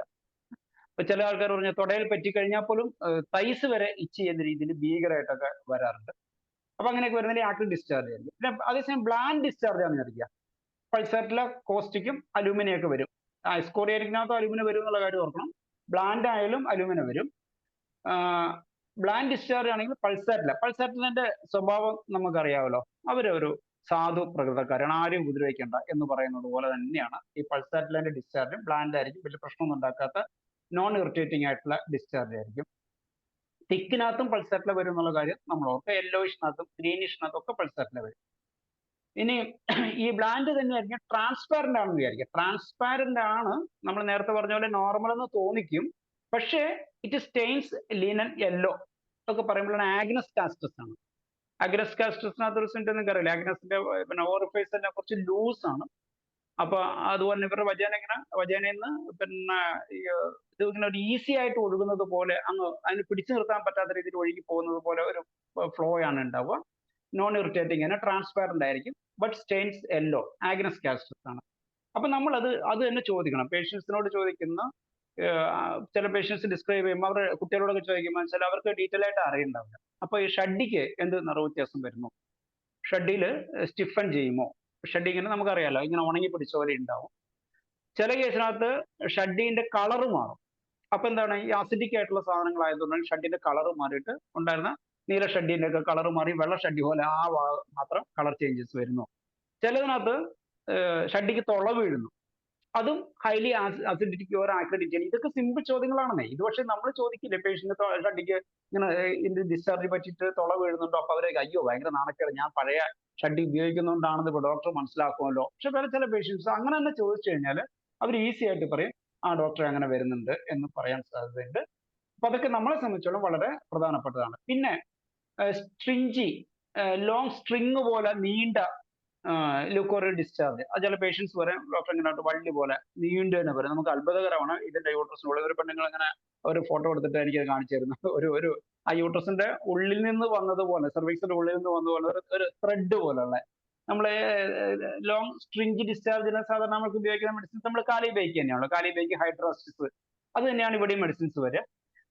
പിന്നെ ഈ ബോണിഗൾസിന് എനിക്ക് വളരെ ഫേവറേറ്റ് ആയിട്ടുള്ള ഒരു ഹോമിയോപ്പതാണ്. അതിനകത്ത് ഒരു കാര്യം എന്ന് വെച്ചാൽ അദ്ദേഹം പറഞ്ഞിട്ടുള്ള ഇങ്ങനെയുള്ള ചില കാര്യങ്ങളുണ്ട്. നമ്മള് ശരീരത്തിന് ആസ് എ ഹോൾ എടുത്തു കഴിഞ്ഞാൽ, ഇപ്പൊ കാലിബൈക്കിന്റെ നമ്മൾ ഡിസ്ചാർജുകൾ പലയിടത്തും ഈ സ്ട്രിഞ്ചി ഡിസ്ചാർജ് ആയിരിക്കും, അല്ലെ നമ്മൾ ഹൈഡ്രോസിന്റെ പലയിടത്തും ഈ നീളത്തിലുള്ള മൂക്കിന്ന് വരുമ്പോൾ മാത്രമല്ല പിന്നെ ലെങ്തി ആയിട്ടുള്ള ഒരു കഫം കിട്ടുക. വജൈനയിൽ നിന്നുള്ള ഡിസ്ചാർജും ഇതുപോലെ സ്ട്രിഞ്ചി ആയിരിക്കും. വേറെ ഓർമ്മ പസ്സൊക്കെ വരുമ്പോൾ ഇലാസ്റ്റിസിറ്റി സ്ട്രിഞ്ചി ഒക്കെ വരികയാണ് കാലിബൈക്കും ഹൈഡ്രോസിസും ഒക്കെ ആയിരിക്കും. പിന്നെ സബീന, നൈട്രിക് ആസിഡ് ഒക്കെ വരും. തിക്ക് ഡിസ്ചാർജ് നിങ്ങൾക്കറിയാം, പൾസാറ്റില, കാലി സൾഫ്, കാൽക്കേരിയസ് സൾഫ് നമ്മൾ ബയോകെമിക്കായിട്ടും കാലി സൾഫിനകത്ത് കൊടുക്കുന്നുള്ളൂ. സൈനസൈറ്റ്സിനകത്തൊക്കെ തിക്ക് യെല്ലോയിഷ് കട്ട പോലെ ഡിസ്ചാർജ് വരുമ്പോൾ നമ്മൾ കാലി സൾഫും കാൽക്കേരിയസ് സൾഫും ഒക്കെ പ്രിസ്ക്രൈബ് ചെയ്യാറുണ്ട്. അതിൽ തന്നെ കാൽക്കേരിയസ് സൾഫിന്റെ എല്ലാ ഡിസ്ചാർജും അത് ബോൺ ഡിസ്ചാർജ് വരുമ്പോൾ പോലും വലിയ ഇതില്ല. എന്തെങ്കിലും അൾസേഴ്സ് ഒക്കെ വരുമ്പോൾ, എല്ലിൽ നിന്നുള്ള അൾസേഴ്സ് വരുമ്പോൾ, സ്കിന്നിൽ നിന്നുള്ള അൾസേഴ്സ് വരുമ്പോൾ, ഒരു അൾസറിന്റെ മുകളിൽ പസ് ഇങ്ങനെ ഒറ്റ കട്ടയായിട്ട് ഇരിക്കുകയാണെങ്കിൽ, ചീസ് പോലെ ഒരു കട്ടയായിട്ട് കിട്ടുമ്പോഴൊക്കെ നമുക്ക് ഈ കാൽക്കേരിയസ് സൾഫിനെ കുറിച്ച് ചിന്തിക്കാം. തിക്ക് ഡിസ്ചാർജിനകത്ത് പൾസാറ്റില, ഹൈഡ്രോസിസ്, അംബ്രാഗ്ലീസിയൊക്കെയാണ് വരിക. അതിന് കളർ വരുമ്പോൾ അംബ്രാഗ്ലീസിന്റെ രസം ഞാൻ പറഞ്ഞുതരാം. പിന്നെ മിൽക്കി പോലെ വരികയാണെങ്കിൽ ഒന്ന് കൊണിയാണ്, പക്ഷെ മിൽക്കി വൈറ്റ് ആകുമ്പോൾ നമുക്ക് കാൽക്കേരിയ കാർബണാത്തൊക്കെ വരും. പിന്നെ വാട്ടറി, വെള്ളം പോലെ വരുന്ന ഡിസ്ചാർജിനകത്തും ഹൈഡ്രോസിസ് ഉണ്ട്. അമോണിയം കാർബ് വരും. ജെല്ലി ലൈക്ക്, അതൊക്കെ ഞാൻ പറഞ്ഞൊരു പേഷ്യൻ്റ് എനിക്ക് അവരുടെ ഒരു ഫോട്ടോ എടുത്തായിരുന്നു. ശരിക്കും ടിപ്പിക്കൽ ജെല്ല് പോലെ തന്നെ ഉണ്ടായിരിക്കും. അതും ഗ്രാഫൈറ്റിസ്, പലേഡിയം, സബീന, സെക്കിലിക്കോർ, സെപ്പിയൊക്കെയാണ്. ലംബി ആയിട്ടുണ്ട്. ഇതിനൊക്കെ എല്ലാത്തിനും ഞാൻ മരുന്ന് പറഞ്ഞാൽ നമുക്ക് കുറെ സമയം പോകുന്നതുകൊണ്ടാണ്. നിങ്ങൾ ഒബ്സർവ് ചെയ്തിട്ട് പിന്നെ റെപ്പർട്ടറിയിലോട്ട് നോക്കിയാൽ മതി എന്നാണ് എനിക്ക് തോന്നുന്നത്. ഹോട്ട് വജൈനൽ ഡിസ്ചാർജ്, ബൊറാക്സിനകത്തും ക്രൈസോളിനകത്തൊക്കെ ലൂക്കോറിയ ഹോട്ടാണ്. അത് ആ പേഷ്യന്റ് പറഞ്ഞാലേ നമുക്കറിയാൻ പറ്റുള്ളൂ. ഈ കൊറോഡ്സിലിൻ എന്നുള്ളത് ഒന്ന് അയഡിനാണ്. അയഡം നമ്മൾ പിന്നെന്താണ് ഷഡ്ഡിയൊക്കെ തുളയ്ക്കുന്ന രീതിയിലുള്ള ഡിസ്ചാർജ് വരും. പിന്നെ brown staining, nitric acid, Lilian technique വരും. പിന്നെ ഒന്ന് ഫ്രോത്തി വജൈനൽ ഡിസ്ചാർജ്. ഫ്രോത്തി ഞാൻ കഴിഞ്ഞ ക്ലാസ്സിനകത്ത് പറഞ്ഞിരുന്നു. ഫ്രോത്തി ലൂക്കോറിയ എന്ന് പറഞ്ഞാൽ ട്രൈക്കോമോണാസിന്റെ ഒരു ഇൻഡിക്കേഷൻ ആണ്. അപ്പോൾ ഫ്രോത്തി വജൈനൽ ഡിസ്ചാർജ് വരികയാണെങ്കിൽ കാൽക്കരി കാർബ്, ക്രയോസോട്ട്, മെർക്സോൾ, നൈട്രിക് ആസിഡ്, സെപ്റ്റിയ, തൂജ ഇങ്ങനെയുള്ള മെഡിസിൻസ് ആണ്. അത് ട്രൈക്കോമോണോസ് അമോണിയാസിസ് ആണ് എന്നുള്ള കാര്യവും നിങ്ങൾ മനസ്സിലാക്കുക. രണ്ട്, അത് പിന്നെ ഇതിനുള്ള ഈ മെഡിസിൻസ് കൂടി നമ്മൾ ഓർത്തിരിക്കുക. ഇതിനകത്ത് ഒരു തമാശ എന്താണെന്ന് വെച്ചാൽ അലോപ്പതിക്കാര് പിന്നെ ഇതൊക്കെ പറഞ്ഞു കഴിഞ്ഞാലും അവർ കൊടുക്കുന്ന വെറും സാധാരണ ഉള്ള ഈ പിന്നെ ക്ലോട്രിമാസോളും പോലുള്ള മെഡിസിൻസ് ആണ് കൊടുക്കുന്നത്. ആന്റി ഫംഗൽ ആയിട്ടുള്ള ക്രീമുകളാണ് കൊടുക്കുക. അവര് നമ്മൾ ട്രൈക്കോമോണിയാസിസ് ഉണ്ടെന്നും മറ്റുള്ള കാര്യങ്ങളൊക്കെ അവർക്കും അറിയാമെങ്കിലും പ്രിസ്ക്രിപ്ഷൻ വരുമ്പോൾ മിക്കവാറും ആന്റി ഫംഗൽ ആയിട്ടുള്ള എന്തെങ്കിലും സാധനങ്ങൾ പുരട്ടാനും കൊടുക്കുക.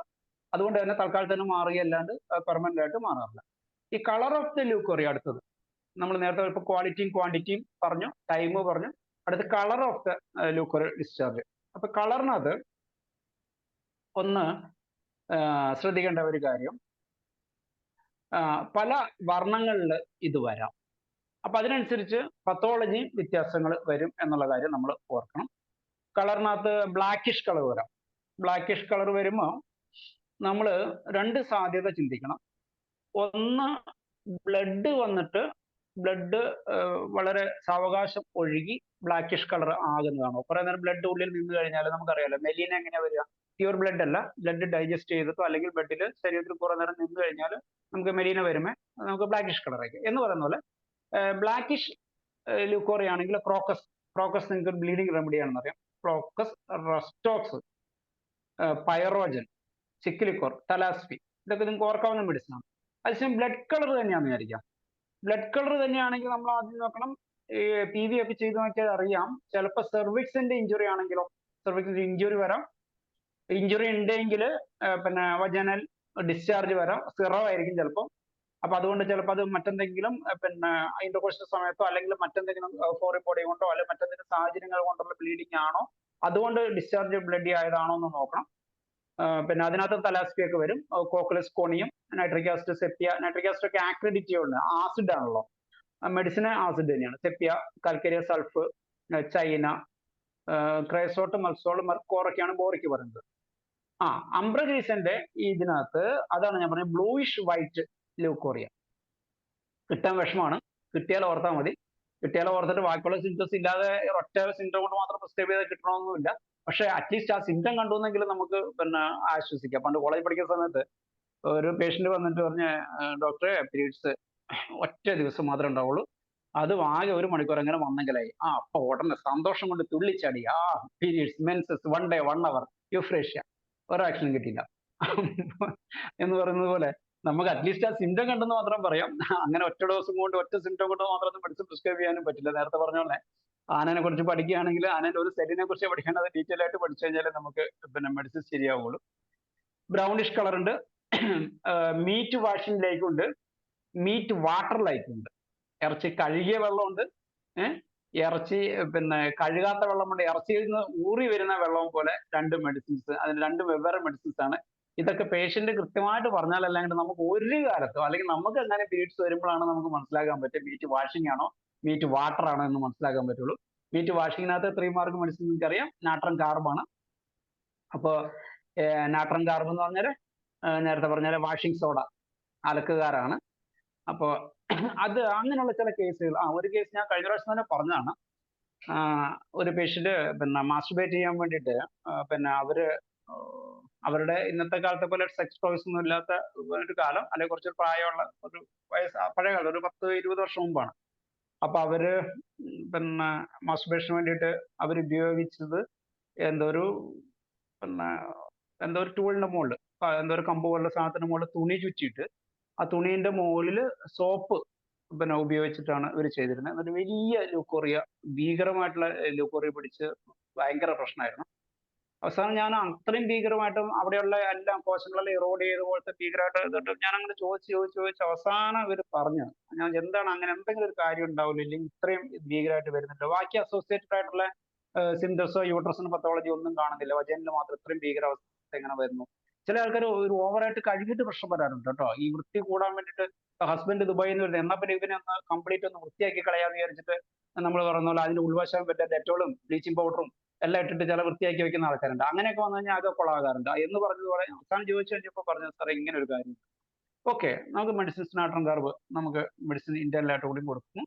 പിന്നെ കാരണം കോസേഷനുള്ള മെഡിസിൻ കിട്ടിക്കഴിഞ്ഞാൽ എന്നെ സംബന്ധിച്ചോളം എൻ്റെ പ്രിസ്ക്രിപ്ഷൻ ഏറ്റവും കോസ് എനിക്ക് കണ്ടുപിടിക്കാൻ കഴിഞ്ഞാൽ പിന്നെ എനിക്ക് ഒരു രോഗത്തെയും പേടിയില്ല. എന്ത് രോഗവും മാറ്റാം. ഞാൻ ധൈര്യത്തോട് പറയുന്നു, ഒരു കോസ് കണ്ടുപിടിക്കാൻ പറ്റുക, ആ കോസിന് ഹോമിയോപ്പതിയിൽ ഒരു മെഡിസിൻ ഉണ്ടാവുക, അങ്ങനെയാണ് ഞാൻ എന്ത് മാരരോഗവും മാറ്റിത്തരാം. കോസ് ഇല്ലാതെ വന്നു കഴിഞ്ഞാൽ പിന്നെ എൻ്റെ അടുത്ത് സിംറ്റം ഉള്ളൂ. സിംറ്റംസ് എനിക്ക് കുറേ പഠിക്കാനുണ്ട്. അപ്പൊ അതുകൊണ്ട് നിങ്ങൾ മിടുക്കന്മാരായ ഹോമിയോപ്പതിസ്റ്റ് ആവണമെങ്കിൽ ഏറ്റവും നല്ല രീതിയിൽ അതിന്റെ കോസ് കണ്ടുപിടിക്കാൻ നിങ്ങൾക്ക് കഴിവുണ്ടോ എന്നുള്ള കാര്യത്തെക്കുറിച്ച് ചിന്തിക്കുക. കോസ് കണ്ടുപിടിച്ചു കഴിഞ്ഞാൽ നിങ്ങൾക്ക് എന്തും, നമ്മൾ homoeopathy never fails, the physician fails എന്ന് പറയുന്നത് ഒരു കാര്യമാണ്. If you can find the cause of the disease then you can win and provided ആ കോസിന് ഒരു ഹോമിയോപ്പതിയിൽ ഒരു മെഡിസിൻ ഉണ്ടാവും. നേരത്തെ എന്നോട് സാറ് പറഞ്ഞിരുന്നു, സലാമൊക്കെ പറഞ്ഞിട്ടുള്ള ഒരു കാര്യമുണ്ട്, ഡോക്ടറെ ഒരു ഡിസ്കഷന് വേണ്ടിയിട്ട് സമയം കൊടുക്കണം, ഇല്ലെങ്കിൽ ഞാൻ സംസാരിച്ച് അങ്ങ് തീരുന്നു. അപ്പൊ ഞാൻ ഇന്നത്തെ ഈ ഒരു ഉപദേശത്തോട് കൂടിയിട്ട് ഞാൻ നിർത്തുകയാണ്. എൻ്റെ ക്ലാസ് ഇന്നും തീരുന്ന ലക്ഷണമില്ല. അപ്പോൾ അത് കണ്ടിന്യൂ ചെയ്യാം. ഒരു 10 മിനിറ്റെങ്കിലും എനിക്ക് നിങ്ങൾ സീനിയേഴ്സിൻ്റെയും മറ്റുള്ളവരുടെ സംസാരം കേട്ടാൽ കൊള്ളാമെന്ന് ആഗ്രഹമുള്ളതുകൊണ്ട് ഞാൻ ഇവിടെ വെച്ചിട്ട് അവസാനിപ്പിക്കുകയാണ്. എനിക്കുള്ള ഉപദേശം, കോഴ്സ് കണ്ടുപിടിക്കാൻ വേണ്ടിയിട്ട് ശ്രമിക്കുക. കോഴ്സ് കണ്ടുപിടിച്ചു കഴിഞ്ഞാൽ നിങ്ങൾ വിജയിച്ചു. അത് നിങ്ങളുടെ ഇൻട്രോഗേറ്റീവ് പവറാണ്. നിങ്ങളിലുള്ള പിന്നെ എന്താണ് സാട്ട് സാർ വന്നിട്ടുണ്ടല്ലോ, ഇസ്മായിൽ സേട്ട് സാറിന്. അപ്പോൾ ഒരു കോഴ്സ് കണ്ടുപിടിക്കാൻ കഴിഞ്ഞാൽ നിങ്ങൾ വിജയിച്ചു. അപ്പോൾ അങ്ങനെ വരുമ്പോൾ മാത്രമാണ് ഹോമിയോപ്പതി നെവർ ഫെയിൽസ്. സിംറ്റംസ് കണ്ടുപിടിക്കണമെങ്കിൽ നമുക്ക് കുറെ നിങ്ങൾ നല്ലോണം എലാബറേറ്റ് ആയിട്ട് പഠിക്കണം. എങ്ങനെ എല്ലാ രീതിയിലും നിങ്ങൾക്ക് മിടുക്കന്മാരാകാം. അപ്പോൾ ഓൾ ദി ബെസ്റ്റ്. എൻ്റെ ക്ലാസ് കേട്ടുന്ന എല്ലാവർക്കും നന്ദി പറയുന്നു. നിങ്ങളുടെ ഫീഡ്ബാക്കിന് വേണ്ടിയിട്ട് ഞാൻ ക്ഷണിക്കുകയാണ്. Thank you. 10 മിനിറ്റ് സമയം കൂടി ഉള്ളത് കൊണ്ടാണ്. ഓക്കെ, മനോജ് കുമാർ ഡോക്ടറെ, വളരെ നല്ലൊരു ക്ലാസ് ആയിരുന്നു. വളരെ വളരെ ഇൻഫോർമേറ്റീവ് ആയിട്ടുള്ള, ആരും അധികം ശ്രദ്ധിക്കാത്ത, നമ്മൾ എന്നാൽ ശ്രദ്ധിക്കേണ്ടതായിട്ടുള്ള ഒരുപാട് കാര്യങ്ങൾ ഡോക്ടർ പറഞ്ഞു. അപ്പൊ ഇനി ഡോക്ടർ പറഞ്ഞ പോലെ സീനിയേഴ്സ് അവരുടെ അഭിപ്രായങ്ങൾ പറയുക. ഓരോരുത്തർ ഒരു 10 മിനിറ്റ് ഉണ്ട്, ഈ 2 മിനിറ്റ് സംസാരിച്ചാൽ 4-5 പേർക്ക് സംസാരിക്കാനുള്ള സമയമുണ്ട്. അപ്പൊ ഒന്ന് ഹാൻഡ് റൈസ് ചെയ്ത് എല്ലാരും വന്നാൽ അൺമ്യൂട്ട് ചെയ്യാനുള്ള അവസരം ഉണ്ടായിരിക്കും. ഒന്ന് പെട്ടെന്ന് തന്നെ എല്ലാവരും അഭിപ്രായങ്ങൾ പറയാൻ മുന്നോട്ട് വരണേ. സേട്ട് സാർ ഉണ്ടല്ലോ, സാറ് മനോജ് ഡോക്ടർ ക്ലാസ്സിനെ കുറിച്ച് എന്തെങ്കിലും അഭിപ്രായം പറയുന്നുണ്ടോ? സാറ് കേട്ടോന്നറിയില്ല. സാറ് മുമ്പിൽ വരുമ്പോ പണ്ടത്തെ പോലെ തന്നെ ഇപ്പോഴും മുട്ടിടിക്കും. എന്നാലും സാറ് പറയാൻ സാറിന്റെ സേട്ട് സാറ് അൺമ്യൂട്ട് ചെയ്ത് സംസാരിക്കാമോ? ഓക്കെ, നന്നായിരുന്നു കേട്ടോ മനോജ്. Thank you sir. നിങ്ങൾ ക്ലാസ് വളരെ മനോഹരമായിരുന്നു. കാരണം വളരെ വളരെ ചിട്ടയായിട്ട് ഓരോ എടുത്തിട്ട് പറഞ്ഞു. പണ്ട് ഞാനിങ്ങനെ ജയിച്ചാറായിരുന്നു, പിന്നെ മാറി. ഈ വളയത്ത് കൂടി ചളി വളയില്ല ചളിയാന്ന് പറഞ്ഞാൽ കേട്ടില്ലേ, ആ അവസ്ഥയാണ് ഇപ്പോഴ്. അതിന് ഈ ക്ലാസ് വളരെ നന്നായിട്ട് ഉപയോഗിച്ചു കേട്ടോ. ജൂനിയേഴ്സിന് വളരെയധികം ഗുണം ചെയ്യുന്നുള്ള തർക്കമില്ല. അപ്പൊ മനോജ് ഡോക്ടർ മുട്ടടിക്കണ്ട, ധൈര്യമായിട്ടിരിക്കാം. ആ ഗുരുത്വം ബഹുമാനം എന്നുണ്ടായിരിക്കാന്നുള്ളതാണല്ലോ. നന്നായിട്ട് കേട്ടോ. Thank you sir, thank you sir. സാറൊക്കെ പറയുമ്പോ ആണ് ശരിക്കും നമ്മുടെ എന്താ പറയാ, ജൂനിയേഴ്സിനെ എഴുതി വെച്ചാല് വളരെ ഗുണം ചെയ്യും. ശരി സാർ, ശരി സാർ. അത് തന്നെയാണല്ലോ സാർ, സാറൊക്കെ ചെയ്തത് തന്നെയാണ്, സാറൊക്കെ തുടങ്ങി വെച്ച വഴികൾ തന്നെയാണ് ഇപ്പൊ ഞങ്ങൾ ഫോളോ ചെയ്യുന്നത്. മറ്റുള്ളവർക്ക് പറഞ്ഞു കൊടുക്കുക എന്നുള്ളത്. ആ ഗുരുത്വം ഉള്ളത് കൊണ്ടാണ് ഡോക്ടർക്ക് ഇത്രയും ഒക്കെ ചെയ്യാൻ പറ്റിയതും. സന്തോഷം. അടുത്ത ഇനി ഹരിഹരൻ സാറ് ഹാൻഡ് റൈസ് ചെയ്തിട്ടുണ്ട്. ഡോക്ടറെ സംസാരിച്ചു, അൺമ്യൂട്ട് സംസാരിച്ചു. ഹലോ ഹലോ സാർ കേൾക്കാമോ? കേൾക്കാം. ഓ, കേൾക്കാം. കേൾക്കാം sir. Doctor Manoj, very good very good, thank you sir. Congratulation. നന്നായിരിക്കുന്നു. പക്ഷെ ഡോക്ടർ ഇപ്പം പറഞ്ഞത് ശരിയാണ്. ഇനിയും ധാരാളം ഉണ്ട് ഈ ലൂക്കോറിയയുടെ ഒത്തിരി ഒത്തിരി ഒത്തിരി ഒത്തിരി സിംറ്റംസ് ഉണ്ട്. അതിനൊരു ഒരു മെയിൻ ഒരു എണ്ണമാണ് ഈ സിഫിലിനം എന്ന് പറയുന്നത്. ആ സിഫിലിനം ഞാൻ അതായത് അപ്പൊ ഓർക്കുന്നുണ്ട് സാർ. ആ സിഫിലിനം ചില സ്ത്രീകൾക്ക് ഒരു മാനിയ പോലെയാണ്. ഇതെപ്പോഴും കഴുകണം കഴുകണം കഴുകണം എന്നുള്ളത്. അങ്ങനെയുള്ള കേസുകൾക്ക് നമുക്ക് ഈ സിഫിലിനം കൊടുത്താൽ നല്ല റിസൾട്ട് കിട്ടും. പിന്നെ ഡോക്ടർ ശ്രദ്ധിച്ചിട്ടുണ്ടോ, അതായത് ഈ dirty water, like dirty water എന്ന് പറഞ്ഞ റൂബ്രിക് ആ ആ അതിന് ബെസ്റ്റ് നമ്മുടെ റെപ്പർട്ടറിയിൽ പറയുന്നതാണോ എന്റെ കളക്ഷനിൽ നിന്നുള്ളതാണോന്ന് എനിക്ക് അറിയത്തില്ല. അതിന് മെർക്സോൾ ആണ് ഏറ്റവും ബെസ്റ്റ് റെമഡി. പിന്നെ വേറെ നമുക്ക് കണ്ണുടച്ചു കൊടുക്കാവുന്ന ഒരു മെഡിസിൻ ഉണ്ട്. അത് എന്ന് വെച്ചാൽ ഓവാടോസ്റ്റ. ഓവാടോസ്റ്റ നമുക്ക് കണ്ണുടച്ച് പിന്നെ ഈ ഫിസിക്കൽ എക്സർസൈസ്, അതായത് ഈ പോലീസുകാർക്കുണ്ടല്ലോ, പോലീസുകാര് അതായത് സ്ത്രീകളെ കൂടുതൽ എക്സർസൈസ് ഒക്കെ ചെയ്യുന്ന ആൾക്കാർക്ക്, സ്ത്രീകൾക്ക് കൊടുക്കാൻ പറ്റുന്ന ഒരു മരുന്നാണ് ആർണിക്ക 10 ആണ് ഞാൻ കൊടുക്കുന്നത്. ആർണിക്ക 10. പിന്നെ എന്റെ ക്ലാസ് ഒത്തിരി തീരാത്തതുകൊണ്ട് ഞാനിതൊക്കെ സാറ് പറയുന്ന കാര്യങ്ങളൊക്കെ ഞാൻ അടുത്ത പ്രാവശ്യം പറയോട്ടോ. അടുത്ത പ്രാവശ്യം പറയാം. എന്നാ പിന്നെ ഞാൻ നിർത്തിയേക്കാം. വേറെ അല്ല അത് പറ്റില്ല, സാറ് പറഞ്ഞു തരണോ? അത് ശരി. സാറ് പിന്നെ സാറ് ക്ലാസ് സാറ് വേറെ പറഞ്ഞു. ഇത് സാറ് പറയുന്നതായിട്ട് ഞാനും എഴുതിയെടുക്കുന്നുണ്ടല്ലോ. അതിനല്ലേ സാറിനോടൊക്കെ ഞാൻ ചോദിക്കുന്നത്. പിന്നെ വേറെ ഒരു സിംറ്റം ഞാൻ അതായത് patients feel better when discharge and appear when it disappear ചെയ്യുമ്പോൾ അങ്ങനെ ഒരു സിംറ്റം ഉണ്ട്. ദാറ്റ് ഈസ് കാർബോവെക് എന്ന് പറഞ്ഞിട്ട്, കാർബോവെജിലിന്റെ ഉണ്ട്. അത് അങ്ങനെ പറഞ്ഞിട്ടുണ്ടല്ലോ, മെറ്റോഡിക്ക് പറഞ്ഞിട്ടുണ്ടല്ലോ. ഓവർഡോസ് സാർ ഏത് പൊട്ടൻഷ്യൽ സാർ കൊടുക്കുക സാധാരണ? 3x ആണ് ഞാൻ കൊടുക്കാറ്. 3x വിത്ത് ബാക്ക് ഏക്കാണ് സാധാരണ പറയാറുണ്ട്. വിത്ത് ബാക്ക് ഏക്കാണ് പറയാറ്. പിന്നെ വേറെ മെഡിസിൻസ് ഞാൻ ഓർക്കട്ടെ. ഈ ഗേൾസിന്, ലിറ്റിൽ ഗേൾസിനുള്ളത് ഡോക്ടർ പറഞ്ഞായിരുന്നോ? കൊച്ചു പിള്ളേർക്ക് ഉണ്ടാകുന്നത് അത് ഈ സെപ്പിയാണോ ഡോക്ടർ പറഞ്ഞത്? ഞാൻ ശ്രദ്ധിച്ചില്ല. അല്ലല്ല, ഞാൻ സെപ്പി അടക്കമാണ് ഞാൻ പറഞ്ഞിട്ടുണ്ട്. സെപ്പിയ അതിനെനിക്ക് ധാരാളം കേസ് കിട്ടിയിട്ടുണ്ട്. അതായത് ഒരു 15 വയസ്സ് 12 വയസ്സ് ഒക്കെ ഉള്ള കുട്ടികൾക്ക്, ഈവൻ ഈ 5 വയസ്സായുള്ള കുട്ടികൾക്ക് വരെ ഞാൻ ഈ ഡിസ്ചാർജ് കണ്ടിട്ടുണ്ട്. അതാണ്. അപ്പൊ ഞാൻ അതിനെ കുറിച്ച് പറഞ്ഞത്, ഞാൻ ഒരു കാര്യം പറഞ്ഞത്, അതിനകത്ത് വേൺ ട്രബിൾ ഉള്ള ഒരു പോസിറ്റീവ് ഇത് വരും ചിലപ്പോൾ. അപ്പൊ ഞാൻ സാധാരണ നമ്മൾ പ്രിസ്ക്രൈബ് ചെയ്യുന്ന മെഡിസിന്റെ കൂടെ ഇനി സിനേന്റെ ഒരു സാധ്യതയും കൂടി ചിന്തിക്കണം എന്നുള്ളതാണ് ഞാൻ ഒരു പ്രാധാന്യം കൊടുത്തിരുന്നത്. ഞാനത് സെപ്യ കൊടുത്താ ഞാനത് മാറ്റിയിരിക്കുന്നത്. പക്ഷെ വേറെ മെഡിസിൻ പറയുന്നുണ്ട് കേട്ടോ. കോളോഫൈലോം പറയുന്നുണ്ട്, അതെ കാൽക്കരി കാർബൊക്കെ പറഞ്ഞു. ഇൻഫൻസിനകത്ത് കനാബിസ് ഇൻഡിക്ക, കനാബിസ് സറ്റീവ ഒക്കെ പറഞ്ഞിട്ടുണ്ട്, ഞാൻ പറഞ്ഞിരുന്നു. പിന്നെ ഈ ലൂക്കോറിയ ഇൻസ്റ്റെഡ് ഓഫ് മെൻസസ്, അതെ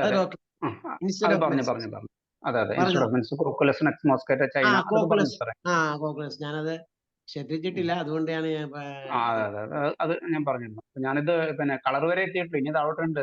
അടുത്ത ക്ലാസ്സിലും കൂടി തീരുമെന്ന് വിചാരിക്കാം. 2 ക്ലാസ്സായി. അപ്പൊ ഞാൻ ഇടയ്ക്ക് സാറിൻ്റെതായ നമ്മൾ ഈ പറഞ്ഞതിനകത്തെ സാറിന്റെ സ്പെഷ്യൽ ഒബ്സർവേഷൻസോ അനുഭവങ്ങളുണ്ടെങ്കിൽ അത് മറ്റൊരു ഉപകാരപ്പെടും. ഈ സോർ സ്മെല്ലിങ് അവര് സാധാരണ പേഷ്യൻസ് സ്ത്രീകൾ പറയാറുള്ളതാണ്. സോർ സ്മെല്ല്, ഒരു പുളിച്ച മണം ആണെന്ന് പറയുമ്പോഴത്തേക്ക് നാട്രമൂർ ആണ് ബെസ്റ്റ് മെഡിസിൻ. അതിന് ഞാൻ നാട്രമൂർ ഹൈപ്പോട്ടൻസിന് കൊടുക്കാറുണ്ട്. നാട്രമൂർ കൊടുക്കാറുണ്ട്. പിന്നെ ഈ ബിറ്റ്വീൻ പീരീഡ്സ് ഡോക്ടർ പറഞ്ഞോ? ബിറ്റ്വീൻ പീരീഡ്സ് അതിന് ഞാൻ നോട്ട് ചെയ്തിരിക്കുന്ന ഒരു മരുന്ന് തൂജയാണ്.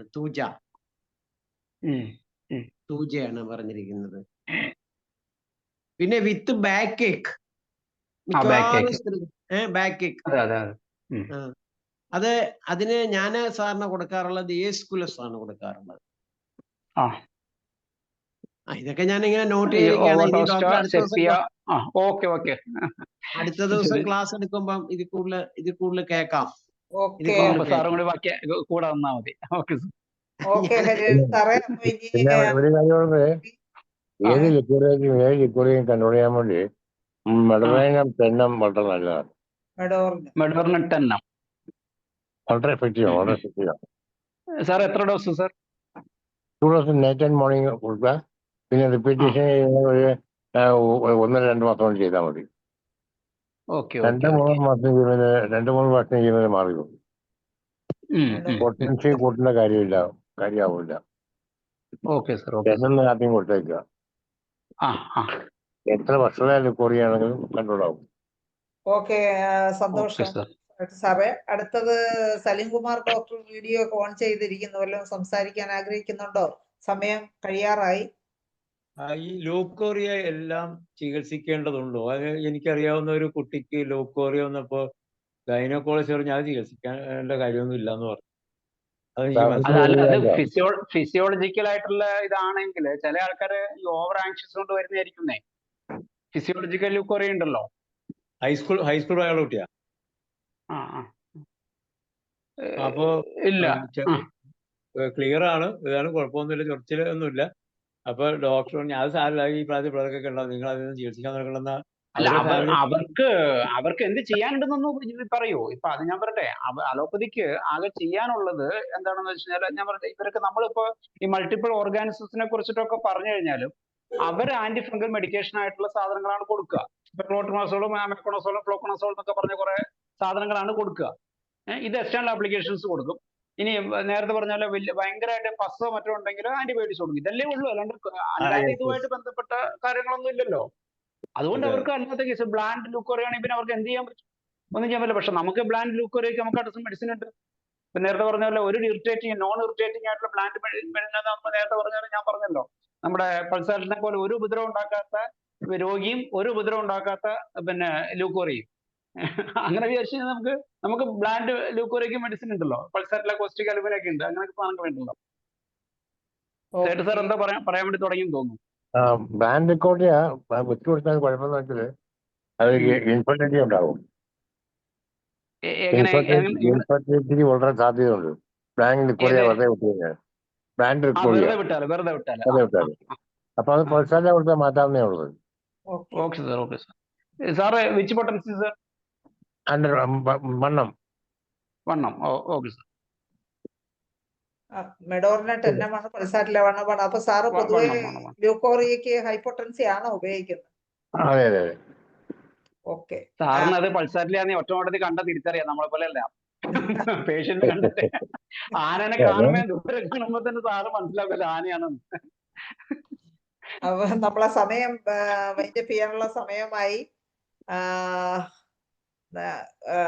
വളരെ ഇൻഫോർമേറ്റീവ് ആയിട്ടുള്ള ഒരു ക്ലാസ് എടുത്ത മനോജ് ഡോക്ടർക്ക് നന്ദി പറയുന്നതിന് വേണ്ടി ഡോക്ടറുടെ ഒരു ഫ്രണ്ട് കൂടിയായ നജീബ് ഡോക്ടർ ഉണ്ടോന്ന് അറിയത്തില്ല. നജീബ് ഡോക്ടർ ഉണ്ടോ?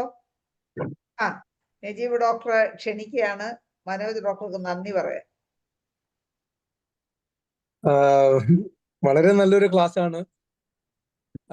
വളരെ എന്താ പറയാ, തുറന്ന ഭാഷയിൽ ഈ വിഷയം, അതിന്റെ എല്ലാ എന്താ പറയാ, ഇത്തരം വിഷയങ്ങൾ ചർച്ച ചെയ്യുമ്പോൾ പൊതുവെ കുറച്ചൊരു മടിയും അറപ്പൊക്കെ പൊതുവെ നമ്മൾ കാണിക്കാറുണ്ട്. പക്ഷെ വളരെ പച്ചക്ക് കാര്യങ്ങൾ പറഞ്ഞു എന്നുള്ളതാണ് മനോജിന്റെ ഒരു മേന്മയും മെച്ചമായിട്ട് ഞാൻ കാണുന്നത്. വളരെ സമഗ്രമായിട്ട് അതിന്റെ എല്ലാ വശങ്ങളും ഇൻക്ലൂഡിങ് ലാക്ടോസ് ഇൻടോളറൻസ് അടക്കം പുള്ളി അതിനെ കുറിച്ച് അതിന്റെ ഒരു കെമിസ്ട്രി എങ്ങനെയാണെന്നുള്ളതൊക്കെ പറഞ്ഞിരിക്കുന്നത്. അപ്പോൾ വളരെ സമഗ്രമാണ്. ഹോമിയോപ്പതിയുടെ അപ്പുറത്തുള്ള പുതിയ ചില അറിവുകളും കൂടി പുള്ളി അതിൽ പറഞ്ഞിട്ടുണ്ടെന്നുള്ളതാണ്. പിന്നെ അലോപ്പതിക്കാർ അതിൽ കാണിക്കുന്ന അവരുടെ നിലപാടുകളും സമീപനങ്ങളും അടക്കം പുള്ളി അതിൽ താരതമ്യം ചെയ്തിട്ടുണ്ട് നമ്മുടെ ഹോമിയോപ്പതി വിഷയത്തില്. അപ്പോ ഇത് ഇനിയും ഒറ്റ കേൾക്കലിൽ നമുക്ക് ഒഴിവാക്കാൻ പറ്റുന്ന കാര്യമല്ല. ഇതിന്റെ റെക്കോർഡിങ് വീണ്ടും കേട്ടാലാണ് നമുക്ക് അതിന്റെ എന്താ പറയാ ഒരു ആപ്ലിക്കേഷൻ, പ്രാക്ടിക്കൽ ആപ്ലിക്കേഷൻ എന്നുള്ള നിലക്ക് അതിനെ ഒരു ടൂളായിട്ട് ഉപയോഗിക്കാൻ പറ്റുള്ളൂ എന്നാണ് എനിക്ക് തോന്നുന്നത്. നിർബന്ധമായിട്ട് ഞാൻ വീണ്ടും കേൾക്കുന്നതാണ്. once again, thank you so much to Manoj, and thank you so much for മറ്റുള്ള ഡോക്ടർ എന്താണ് സേഡ് സാർ വന്നിട്ടുണ്ട്. അതുപോലെ അഭിപ്രായം പറഞ്ഞ മറ്റുള്ളവർക്കും എന്താണ് എൻ്റെ നന്ദി അറിയിക്കുകയാണ്. Thank you so much. Thank you doctor. Okay, നന്ദി പറഞ്ഞ നജീബ് ഡോക്ടർക്ക് പ്രത്യേകം നന്ദി അറിയിക്കുന്നു. നമ്മുടെ സെഷൻ വൈൻഡപ്പ് ചെയ്യാനുള്ള സമയമായി. ഇന്ന് പങ്കെടുത്ത എല്ലാവർക്കും ഒരിക്കൽ കൂടി നന്ദി പറഞ്ഞുകൊണ്ട് മനോജ് ഡോക്ടർ ഇതിന്റെ മൂന്നാം ഭാഗവുമായി എത്രയും വേഗത്തിൽ വരും എന്നുള്ള പ്രതീക്ഷയോടുകൂടി എല്ലാവർക്കും ശുഭരാത്രി നേർന്നുകൊണ്ട് ഇന്നത്തെ സെഷൻ അവസാനിപ്പിക്കുന്നു. നമസ്കാരം. Thank you.